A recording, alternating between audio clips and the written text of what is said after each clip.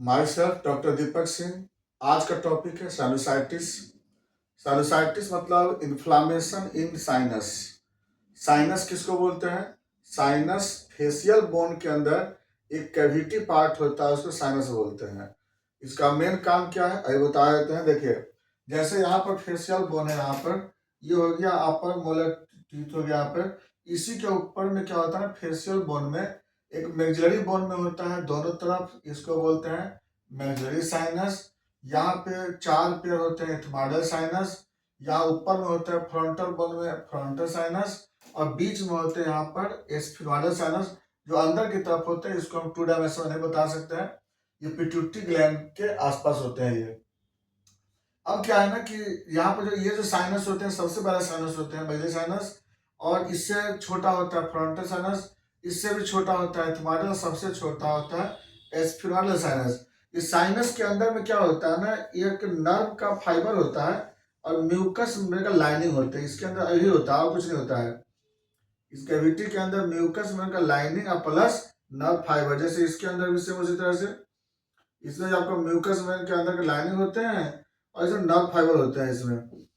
तो अब क्या है ना, इसका मेन काम क्या होता है? इसका मेन काम होता है फेशियल बोन को लाइटनेस बनाना, और प्लस वेंटिलेशन में भी हेल्प करता है, ब्रीदिंग में भाग लेता है, बैलेंसिंग का भी काम करता है। तो ये साइनस हो गया। तो साइनस समझ में आ गया, चार हो गए, maxillary sinus, ethmoidal, frontal and spinal. इसी साइनस कैविटी में जब इन्फ्लामेशन हो जाता है तो उसको साइनोसाइटिस बोलते हैं। यह इसके कारण ये चार तरह के होते हैं: maxillary sinusitis, frontal sinusitis, ethmoidal sinusitis and spinal sinusitis. ये साइनोसाइटिस होता क्यों है? एग्जैक्ट कॉज तो पता चलता नहीं क्यों होगा, लेकिन किसी कारण से इसके अंदर इन्फेक्शन चले जाते हैं नोज के माध्यम से। वह इन्फेक्शन के जाने के कारण इसमें इन्फ्लामेशन हो जाता है।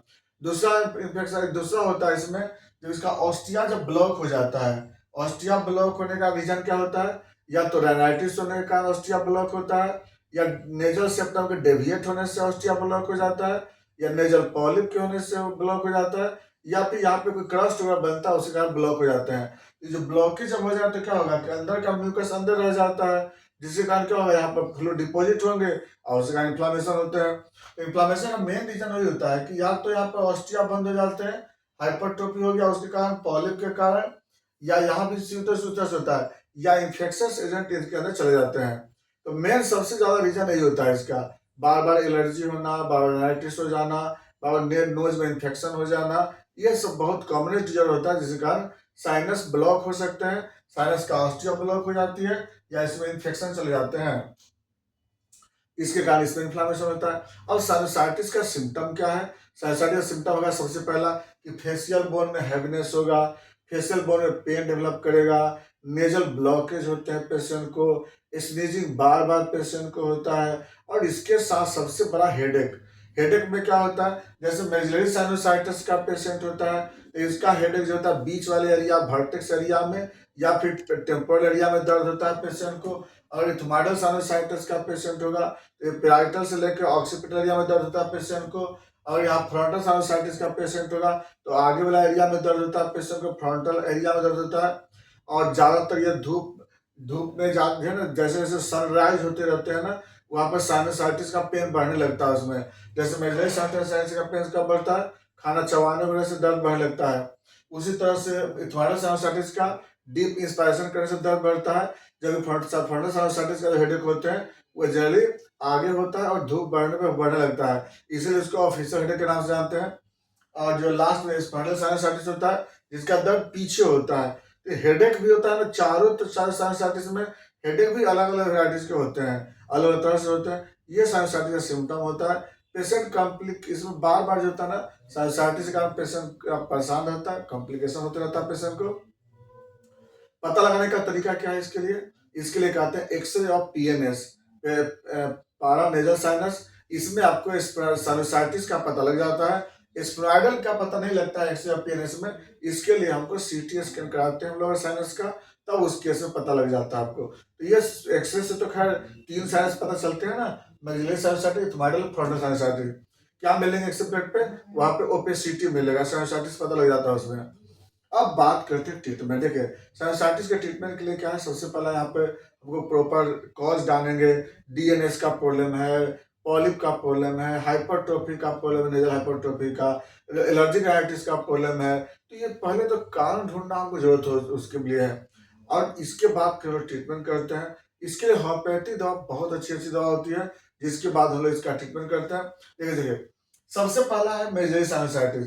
मेजरी साइनसाइटिस में जो हम लोग मेडिसिन देते हैं उसमें कौन कौन दवा है, देखिए लेमिना माइनर बहुत अच्छी दवा इसमें है, उसका बेलाडोना इसमें है, उसके बाद मैग्नीशियम फॉस है, इसके बाद ब्राइटा कार्ब है, काली बाइक्रोम है।